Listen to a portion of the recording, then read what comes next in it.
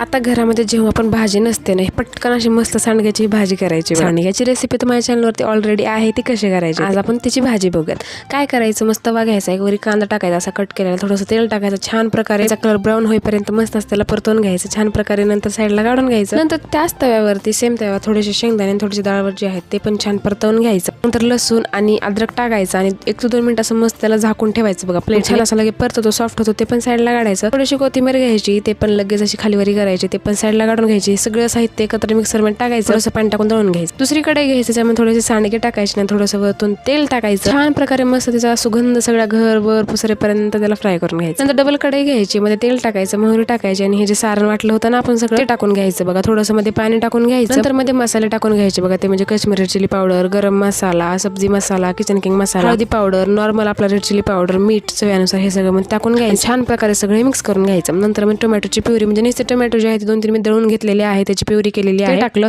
नंतर आपल्याला जेवढी ग्रेव्ही पाहिजे तेवढे मध्ये पाणी टाकायचं, छान उकळी द्यायची, मस्त कोथिंबीर टाकायची आणि मस्त मध्ये सांडगे टाकायचे आणि थोडीशी जी आहे ती आपली ग्रेव्ही कमी होईपर्यंत त्याला छान प्रकारे शिजू द्यायचं.